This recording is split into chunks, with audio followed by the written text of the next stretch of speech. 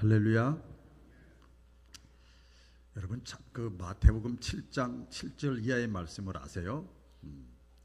기도하다가 지금 찬양 듣다가 막 마음에 와 닿아서 또 하는데요. 아주 귀한 말씀이잖아요. 구하라 그러면 주실 것이요. 그다음에 찾으라 찾게 될 것이고 두드리라 열리게 될 것이다. 우리 예수님이 하신 말씀이에요. 그런데 구하고 찾고 두드린다는 걸 세 그 단어를 하나로 요약을 하면 열심히 부지런히 그렇죠? 와닿는 거예요. 그러니까 구하지도 않고 찾지도 않고 두드리지도 않고 주세요. 그걸 무슨 신앙이라고 그런가? 뭐 기복신앙이라고 그래요. 이 기복신앙이라는 말 자체가 사실은 성경에 없습니다. 그게 뭐냐면 내가 노력하지도 않고 애쓰지도 않고 힘쓰지도 않고 성경 말씀 표현대로 하면 구하고 찾고 두드리지도 않고 그냥 달라고만 하는 거야. 그거는 아니지요. 마치 어떤 분이 그렇게 얘기를 하잖아요. 사과나무 밑에서 어떤 사람이 누워가지고 입 딱 벌리고 손 하나 까딱 안 하고 사과야 떨어져라. 이거는 잘못된 거란 말이에요. 오늘 우리 이 자리에 참여한 우리 바울 가족들이 기복신앙에서 탈피하는 그런 깨달음의 시간이 되기를 주의 이름으로 축원합니다. 달리기 경주에 보면 무슨 그 종목이 있는가 하면 장애물 경기가 있어요. 장애물 막 다 달리는데 중간중간에 이렇게 뭐 하나 왔잖아요. 팔떡 뛰고 하잖아요. 장애물 경기를 해요. 그런데 우리가 잘 알죠. 아무리 그 사람이 어떤 선수가 빠르고 기록이 좋고 빠르고 실력이 좋아도요. 장애물을 넘지 못하면 탈락입니다. 그렇죠? 장애물을 넘어야 됩니다. 꼴찌나 마찬가지요. 탈락이 되는 거죠. 그래서 오늘 이제 믿음의 장애물에 대해서 오늘 또 말씀을 나눌 텐데 우리가 신앙적으로도 마찬가지입니다. 이왕에 오셔서 은혜 받고 합시다 이렇게 인사도 했는데 은혜를 내가 받아야 되는데 교회 왔으니까 은혜를 받지 못하거나 또 내가 은혜를 받았는데 은혜를 잃어버리거나 그런 경우가 있죠. 또 그냥 막 예배드리고 기도하고 찬송하고 성도에 교제하고 하다가 어느 날 믿음이 조금 생겼는데 믿음이 떨어지거나 믿음이 식어지거나 그리고 믿음이 성장하지 않거나 그 왜 그럴까? 그 한마디로 제가 굳이 말씀을 드리면 게을러서 그래요. 이 말씀을 제가 이 묵상 계속하면서 얼마나 은혜를 제 자신도 받았는지 몰라요. 그 장애물을 게으름의 장애물을 넘지 못해서 그렇습니다. 그 사람이 아무리 아까 장애물 운동 선수 같이 신앙적으로도 그 사람이 아무리 교회 생활을 오래 했어도 그 사람이 성경 지식이 아무리 많이 있어도 그 사람이 영적인 체험을 아무리 많이 했어도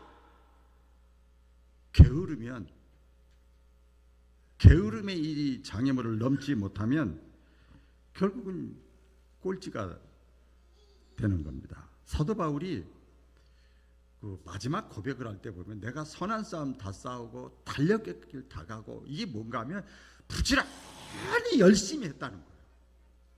사도 바울이니까 그냥 된 게 아니란 말이에요. 열심히 하는 거예요. 옆 사람과 인사 나누겠습니다. 열심히 삽시다. 자, 오늘 장애물의가 그 바로 하나가 뭐냐면 게으름인데요. 성경에 보면 그 지혜서가 있어요. 욥, 시편, 잠언, 전도, 아가서 이게 지혜서라고 그래요. 근데 그 잠언서에 보면 솔로몬이 많이 오늘 잠언서 본문이잖아요. 지혜의 대표자 우리 바울교회 성도님들은 이왕이면 지혜자로 살아갈 수 있기를 주의 이름으로 축원합니다. 그 지혜의 대표자 솔로몬이 계속해서 경고하고 도전하고 찌르고 또 책망한 것이 뭐냐면 게으르지 말라는 거예요. 잠언서에 그 내용이 나와요. 게으르지 말라는 거예요. 세상에서도 여러분 아무리 훌륭한 그 인물도요, 가만히 그 사람에게 조사를 해보면 공통점이 있어요. 아주 부지런합니다. 게으른 사람이 없어요. 여러분 우리가 뭐 교회 기독교에 뭐 새벽 기도 얘기하는데요. 여러분 일반 조금 성공했다는 사람들 그 사람의 삶의 하루 일과 스케줄을 보세요. 새벽 3시, 4시에 일어납니다. 얼마나 부지런한지 몰라요. 자, 그래서 우리 게으름이라고 하는 걸 몇 가지로 이렇게 깊게 묵상을 할 텐데, 게으름은요, 이 몸이 마비되는 거예요. 마비. 예, 굳어지는 겁니다. 이런 병원에 있는 분들도 우리 성도들 가운데 몇 분 계시는데, 병원에서 하는 일 없이 그냥 움직이지 않고 주는 대로 먹고 움직이지 않고 그냥 누워만 있으면 어떻게 되지요? 몸이 굳어져 버려요. 이게 쓰지 않으면 소리든 발이든 뭐든 쓰지 않으면 몸이요 그냥 마비가 되어집니다. 그래서 나중에 이제 치료가 다 돼가지고 나중에 이제 몸을 쓰려고 하면 회복하려고 하는 과정 속에서 보면 어떻게 해야 되는 줄 아세요? 그동안 안 움직였기 때문에 마비가 됐기 때문에 굳어졌기 때문에 부지런히 움직여야 돼요. 자, 그런데 보세요. 우리 병원에서 나왔다고 계신 분들이 많이 계시는데 아유 마음속으로는 부지런히 움직여야지 부지런히 움직여야지. 근데 쉽지가 않아요. 쉽지가 않아요. 아유 움직여야 된다는 걸 알아. 그래야 저 옛날같이 회복된다는 거 아는데도 이 부지런히 움직이는 게 쉽지가 않아. 그래서 뭘 하느냐? 기계의 힘을 빌려요. 물리치료를 받으러 가는 거예요. 돈까지 줘가면서 자기 혼자 하면 될 걸. 깨닫는 은혜가 임하시기를 주의 이름으로 축원합니다. 물리치료, 기계치료를 이렇게 하잖아요. 왜 사람들이 게으른가 보니까 묵상을 해보니까요, 수고하고 땀 흘리기 싫은 거예요. 편하게 살고 싶은 거예요. 힘든 걸 하기 싫은 거예요. 신경 쓰기 싫은 거예요. 귀찮아요. 그리고 새로운 일에 대해서 새롭게 도전한다는 것이 두려워요. 그래서 아예 그냥 시도조차를 못하죠. 또 어떤 분은 성격상 너무나 느긋느긋해. 그런 사람들 있잖아요. 또 어떤 사람은 자기 나름대로 이렇게 기준을 정해가지고 중요하다고 생각을 안 해서 뒤로 미루는 경우가 많이 있어요. 그래서 사람들이 이게 게을르게 되는 거죠. 자, 게으르면은요, 이 자기에게 주어진 어떤 그 기회를 눈앞에 펼쳐진 떠다놓은 밥상도 못 차려 먹는 거예요. 게으르면 그런 경우가 있습니다. 다 준비가 됐는데도 그냥 내가 이렇게 앉기만 하면 되는데도 그것조차도 못하는 거예요. 여러분 우리가 이렇게 표현하면 말 같지 않은 소리 같지만 사실 하나님이 볼 때 말 같지 않은 성도들이 많아요. 이해가 안 되는 분들이 많아요.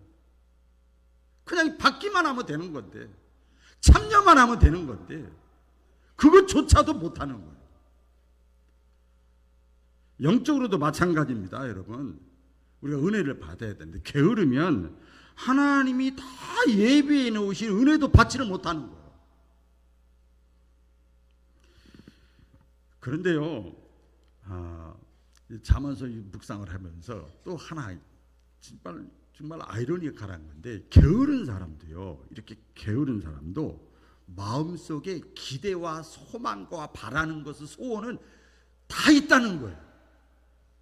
저 사람은 기대하고 소망하고 바라는 게 하나도 없으니까 그냥 저렇게 사는가 보다. 아니에요.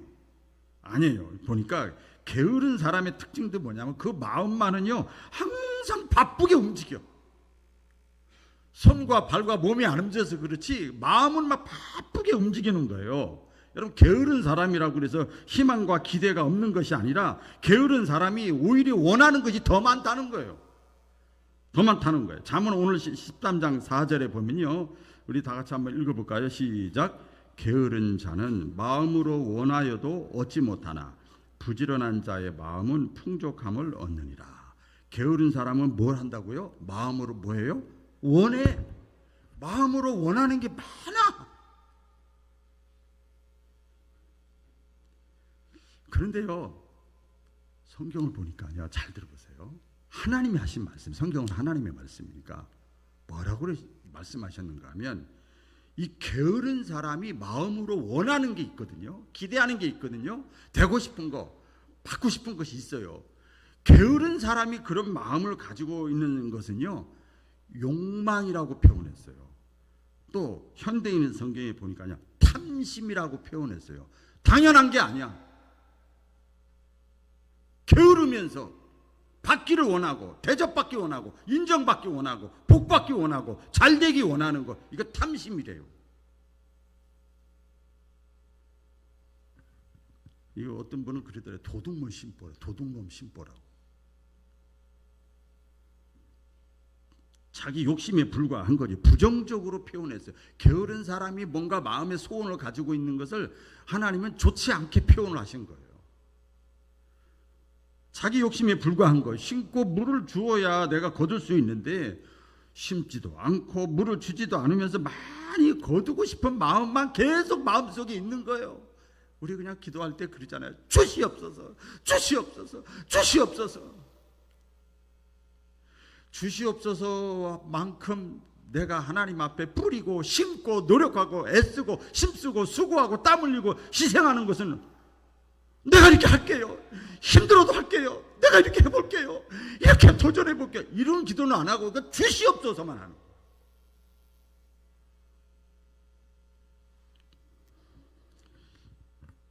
우리 게으른 사람의 특징에 대해서 또 참 은혜를 많이 받았는데, 이 마음으로는 먹고 싶어도 손이 안 움직인대요. 여러분 지금 이해가 안 가지요?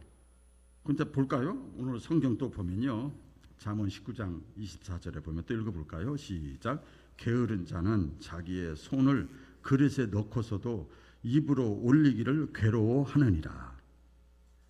이게 말이 안 돼 이게.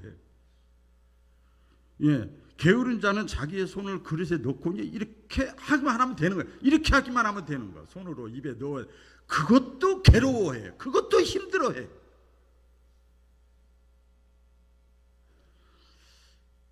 그러니까 이 주석가들이 공통적으로 한 얘기가 뭔가 하면, 게으른 사람은요, 항상 육체가 몸이 편한 대로만 움직인다는 거예요. 꿈만 꾸면서 꿈을 위한 희생과 수고는 회피하는 거, 안 하는 거예요. 제가 이 연예인이라고 해야 되겠죠. 뭐 미스터 트롯인가 거기서 해가지고 어떤 분이 2등인가 한 여자가 있어요. 여러분 아실 거예요. 정미애라고. 모르시는 분은 그냥 그런가 보다 하시면 돼요. 근데 그분이 노래를 1등을 안 했는데 2등인가 3등 했어요. 그런데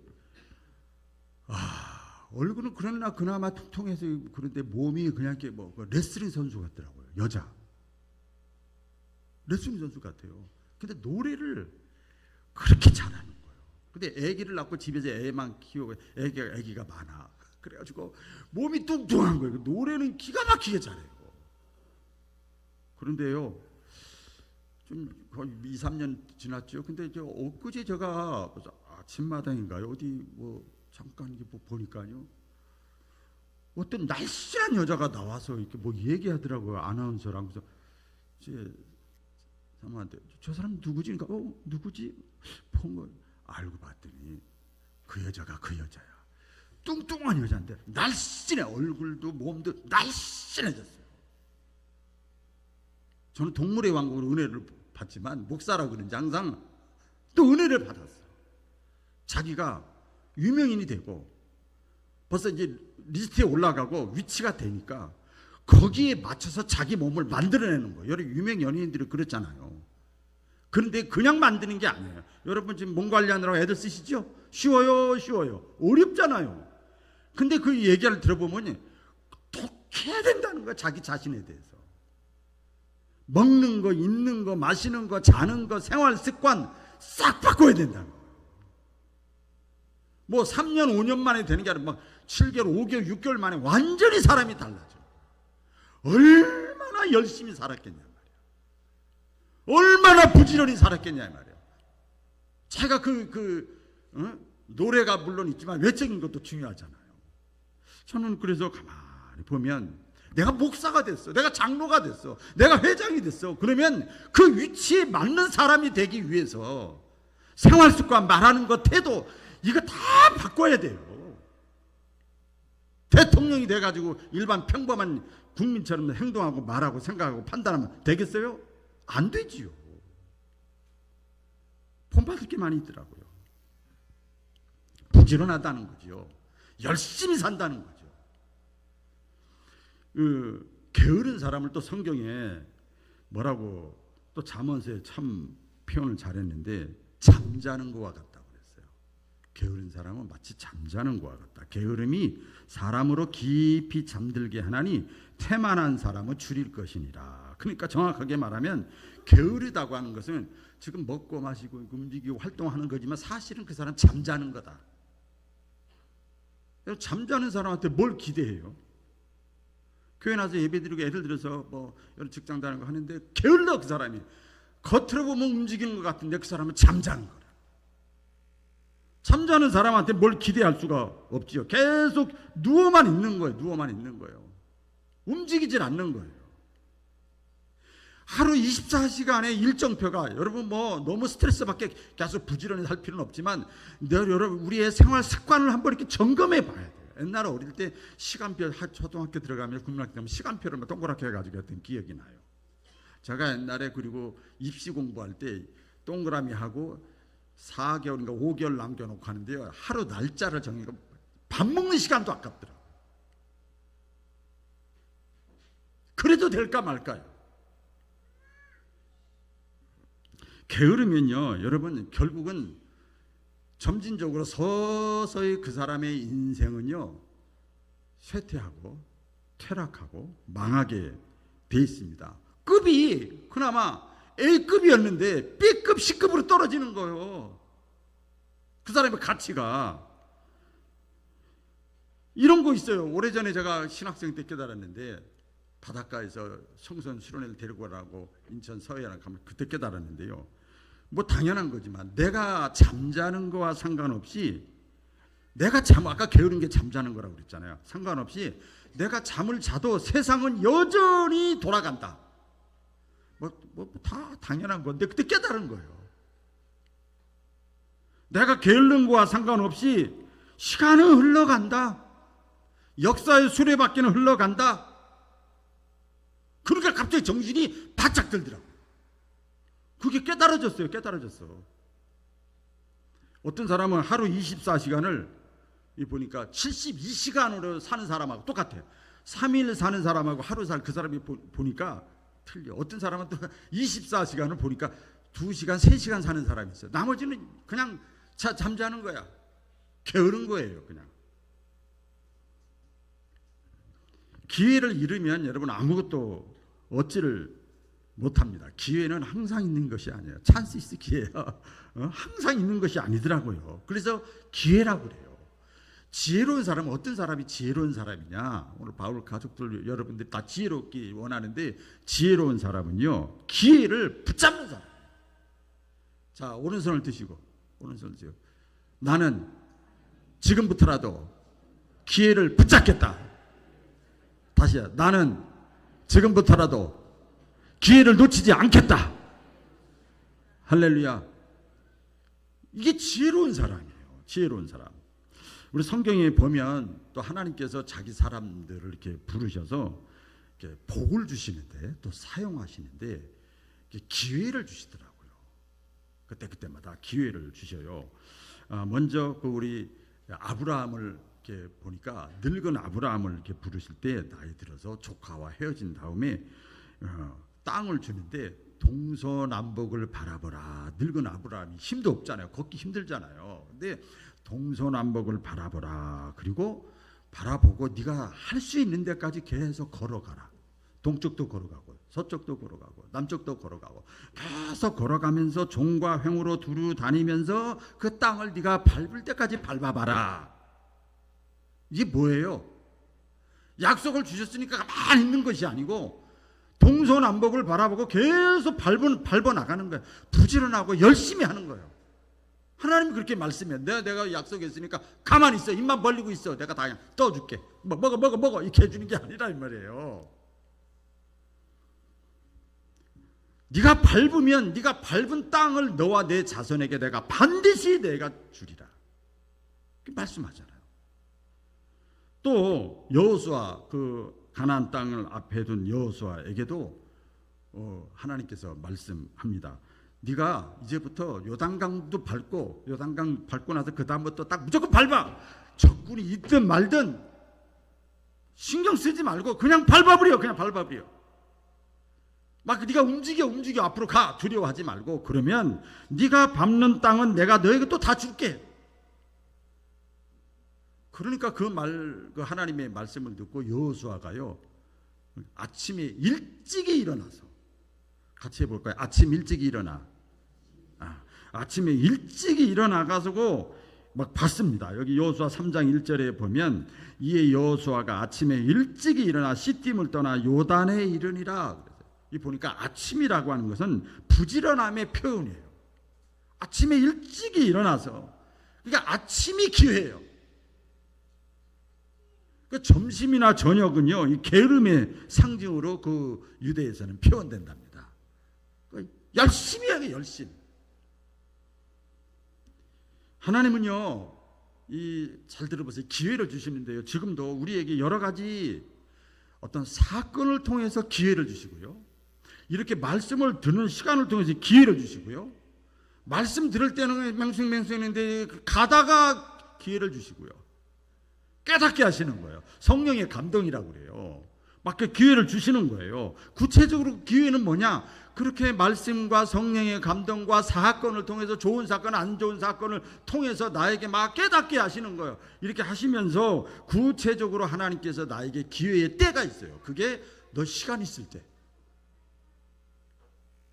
너 젊을 때, 너 아직 치매 걸리지 않았을 때, 너 아직 물질이 있을 때, 그게 기회죠. 그게 기회더라고요. 저 옛날에 3시간, 4시간 운전해도 끄떡도 안 했거든요. 2시간만 하면 그냥 집에 오면 거의 그냥 다운돼 버려요. 젊을 때, 움직일 수 있을 때, 총명할 때, 그게 기회지요. 이왕이면 우리 인생에 있어서 가장 초롱초롱하고 가장 쓸만할 때 하나님 앞에 쓰임받는 저와 여러분 되기를 축복합니다. 그래야 될 거 아닙니까? 게으른 사람은 기회가 아무리 주어져도 시간이 주어지고 물질이 주어지고 건강이 주어지고 지혜가 주어지고 환경이 주어져도 그냥 넘겨버릴 때가 있죠. 특별히 사명의 기회를 잃어버리지 말아야 됩니다. 같이 해볼까요? 사명의 기회. 하나님의 일은요 누구를 통해서든지 다 이루어집니다. 아멘. 성경 보세요. 누구를 통해서도 계속 이루어져. 제가 비유를 들면 기차는요 계속 달려갑니다. 역사의 수레바퀴는요 계속 흘러갑니다. 뭐 유엔이 어떻고 미국이 어떻고 이스라엘이 어떻고 중동이 어떻고 러시아가 어떻고 뭐 이래도 역사의 수레바퀴는 하나님의 이 창조 질서는 그냥 흘러가는 거예요. 내가 하지 않으면요, 잘 들어보세요, 내가 동참하지 않고 내가 빠지면 하나님이 또 다른 사람을 통해서 하나님의 역사의 수레바퀴를 계속 돌려나가시는 거예요. 여러분, 가룟 유다 사명 감당 못하니까 어떡합니까? 다시 마띠아로 돌리잖아요. 하나님의 역사는 계속 흘러가는 거예요. 우리 은퇴하신 선배 목사님들과 이렇게 교육자회 때 만나서 대화를 하거나 또 일반 지인들, 뭐 학교 선생님들, 뭐 시청이나 뭐 직장 기업에 있던 뭐 퇴직한 사람들 얘기 이렇게 교제하면서 이렇게 들어보면요, 처음에 그렇게 좋더래. 쉬니까 이거 좋더래. 한 6개월 1년은 그렇게 좋더래요. 그러면서 하는 소리예요. 뭔가 일을 해야지 일을 안 하니까 사람이 사는 것 같지가 않다고. 그런 얘기를 해요. 아무 일이 없으면 그게 사람이 잠자는 거와 똑같은 거죠. 여러분, 하나님의 일은 멈추지 않아요. 그렇기 때문에 내가 나에게 주어진 기회들이 여러 가지 있을 때 사명의 기회를 놓치지 않기를 주의 이름으로 다시 한번 축원합니다. 마지막입니다. 우리가 달려가는 것이고 결국은 하늘의 상급을 받기 위한 것인데, 이왕이면 간신히 졸업하지 마시고 상 받는 저와 여러분들 되시기를 축복드립니다.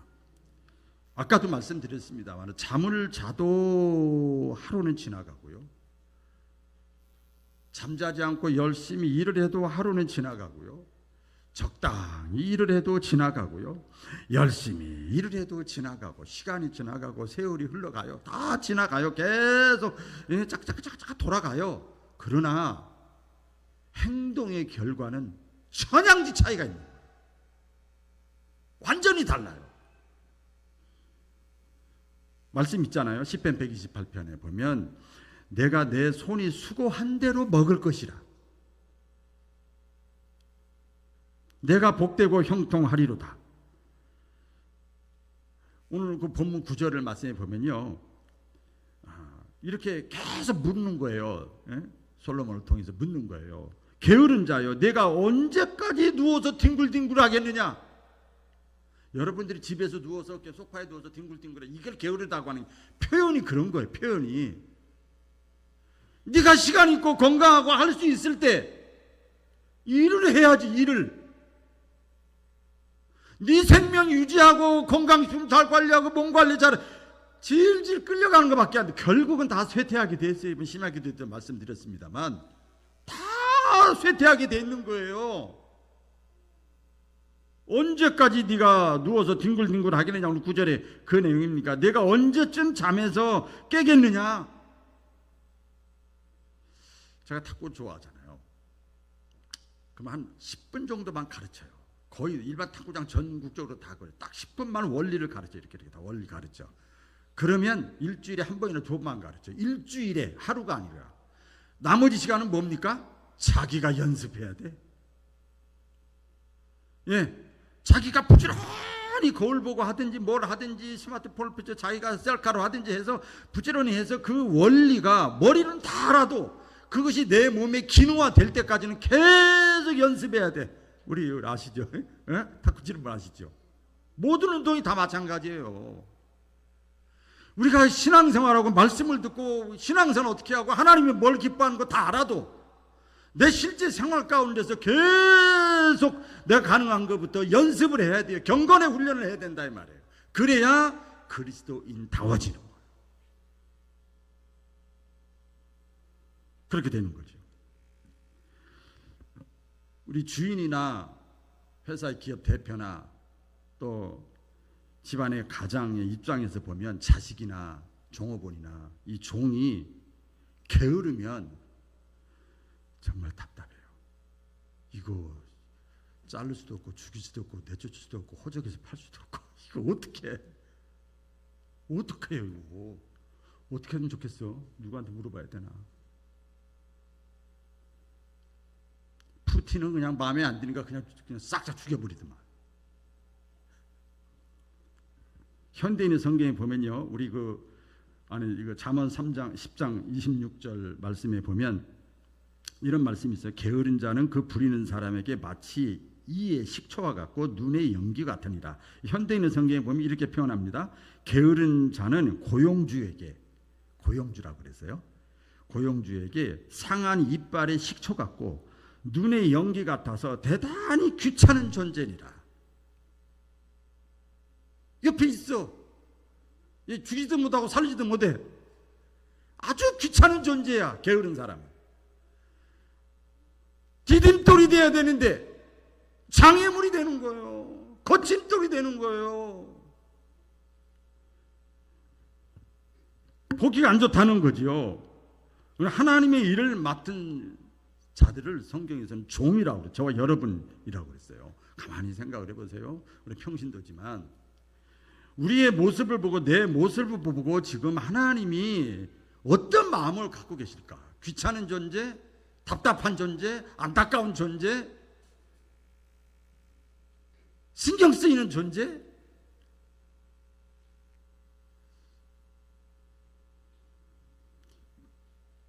우리 충성된 사람 되시기를 주의 이름으로 축원합니다. 예. 하나님이요, 성경 보세요. 창세기부터 요한계시록 다 보면요, 하나님이 당신의 백성들, 당신이 택한 사람, 오늘날로 예수 믿는 사람이라고 표현할 수 있죠. 하나님이 우리를 향한 계획과 의도는요, 의도가 좋아. 의도가 항상 잘 되기를 원해. 한없는 축복받기를 원해. 풍성해지기를 원해. 아멘. 하나님의 마음은 항상 그 마음이에요. 그래서 예수님이 비유를 들잖아요. 도둑이 오는 것은 도적질하고 죽이고 멸망시키는 것 뿐이지만, 예수님이, 하나님이 보내신 예수님, 내가 이 땅에 온 것은 양으로 생명을 얻게 하고 더 풍성히 받게 하려 함이니라. 그래서 여러분 잘 들어보세요. 달란트 비유 있잖아요. 달란트.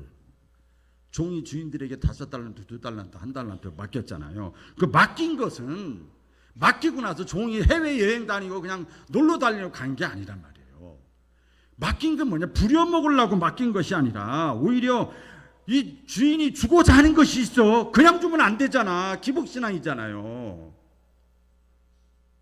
그래서 다시 와서 주인이 예비한 것으로 열심히 사는 사람, 부지런히 사는 사람, 최선을 다한 사람, 작은 일이라도 네가 충성을 다한 사람에게 더 주기 위해서,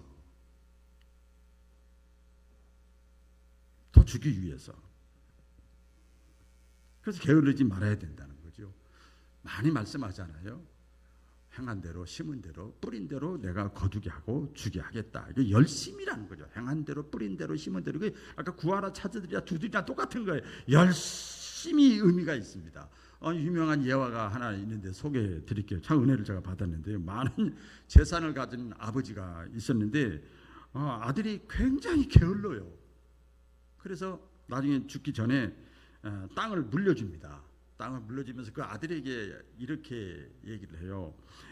이 땅 어딘가에 많은 보화가 다 묻어 있으니까 그걸 찾아서 네가 다 가져라. 그랬어요.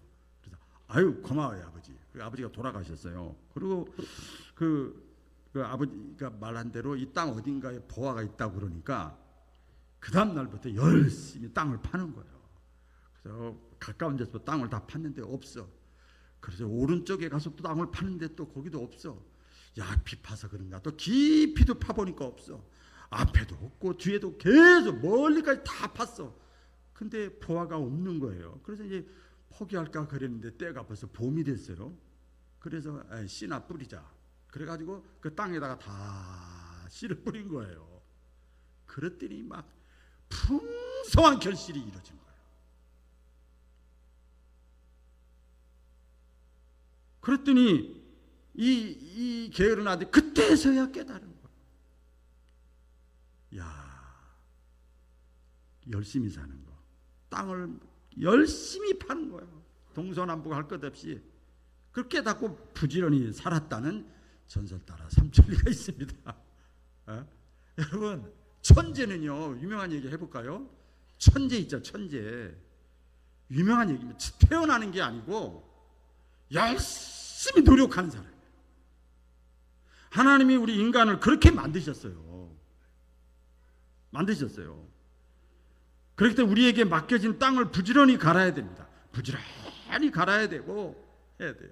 자, 그러면 이제 결론을 맺을게요. 그럼 어떤 일에 부지런해야 되고 무엇을 위하여 우리가 열심을 내야 되느냐?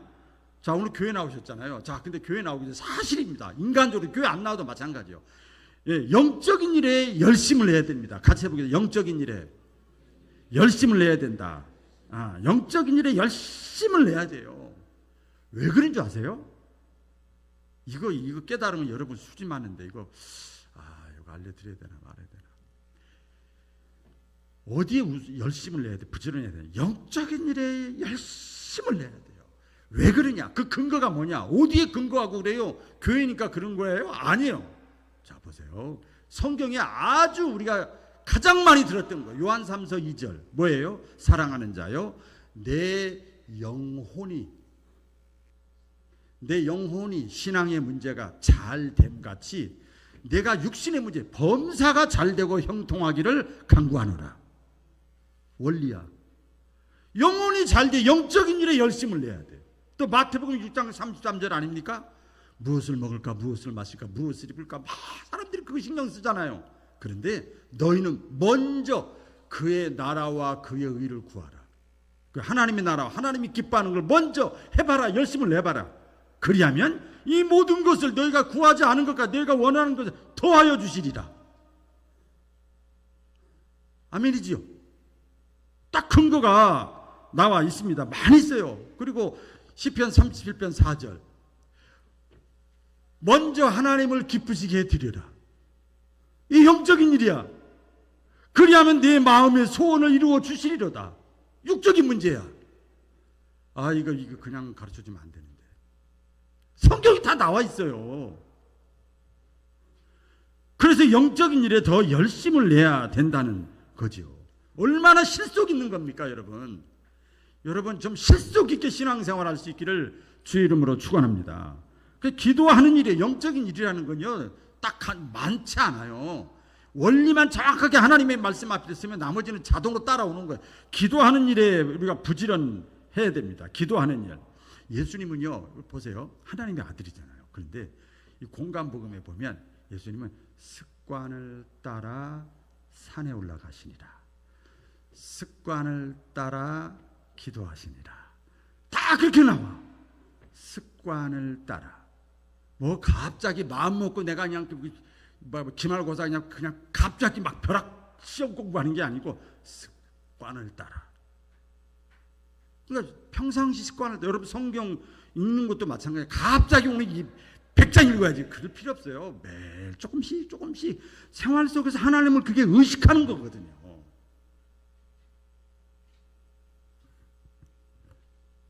조금씩 우리 이소부화 알잖아요. 토끼 결국은 거북이가 이겨요. 신앙생활 똑같은 거지요. 그래서 어떻게 기도해야 되는가 하면요, 부지런히 기도해야 됩니다. 구하고 찾고 두드리고 쉬지 않고, 교회 안에서도 밖에서도 직장에도 밥 먹으면서 잠잘 때도 계속 영으로 기도하는 거예요. 마음으로 기도하는 거예요. 하나님과 친밀한 관계를 계속 기도의 시간을 자꾸 넓히는 거예요. 대화의 시간을 많이 갖는 거예요. 자꾸. 간단한 거잖아요. 기도의 분량을 자꾸 넓히는 거예요. 기도는 투자니까 여러분. 하나님의 시간에, 하나님의 시간표에, 하나님의 때에 다 응답해 주니까. 믿으시면 아멘. 다 응답해 주잖아요. 제가 살살 하려고 하는데 자꾸 목소리가 높아져. 너무 답답해서 그래요. 예? 기도를 하되 여러분 진실되게 하셔야 돼. 진실되게 하면요 그냥 여기서 멈춰버려요. 아버지까지도 안 나와. 막 진실되게 되면 내 허물, 내 부족함, 내 교만 이런 거 다 하나님 앞에 진실되게 형식적으로 주문 외디 중원본 하는 것이 아니라 진실되게 기도하는 거예요. 그게 하나님이 진실을 원하는 거죠. 예배 드리는 것도 마찬가지고 다 마찬가지죠. 그게 영적인 일이야. 기도하는 일. 내일부터 한번 봐야지. 할렐루야. 기도하는 일. 그 다음에 헌신에 부지런해야 됩니다. 헌신에. 로마서 12장 뭐라고 그랬습니까? 12장 1절 말씀에 보면 부지런하여 게으르지 말고 열심을 품고 주를 섬기라 그랬어요.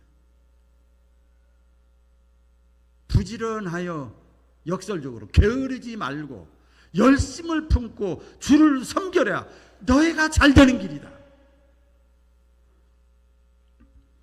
맡은 자에게 구할 것 아시잖아요. 자 이제 보세요. 맡은 자에게 구하는 것이 있어요. 요구하는 것이, 기대하는 것이 있어요. 그게 뭐죠? 그게 뭐예요? 충성이요. 옷을 잘 입고 왔느냐, 뭘 하느냐, 그거 별로 아니에요. 그 사람 지금 회장인가, 구역장인가, 부장인가? 이거 보는 거예요. 그러면 그걸 잘하고 있나? 단장인가? 잘하고 있나, 못하고 있나? 그거 기대하는 거예요. 구할 것은 충성이라. 하나님이 우리에게 맡겨진 일이 무엇이든지 우리는 충성을 다해야 돼요. 왜 그런 줄 아십니까? 신앙의식을 우리가 분명히 가져야 되는데, 그러기 위해서는 내가 맡은 일이 신앙의식입니다. 내가 지금 맡은 일이 하나님 맡겨준 일, 이게 하나님이 나에게 맡겨줬다. 이거 사람이 맡겨준 게 아니다. 같이 해볼까요? 하나님이 맡겨주셨다.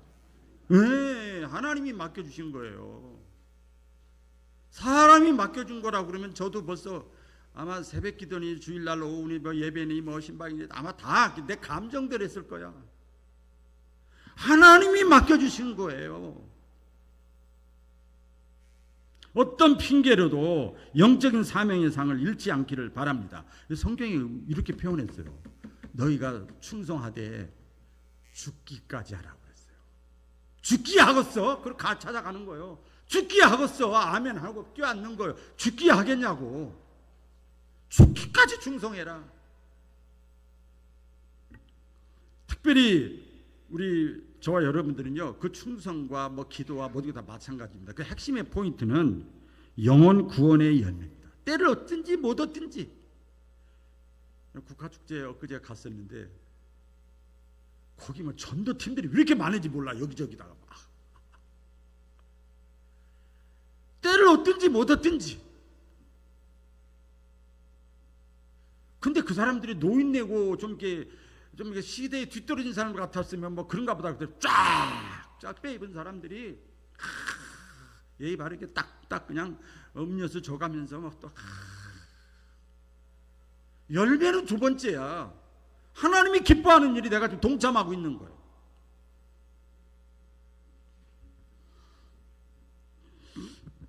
이왕이면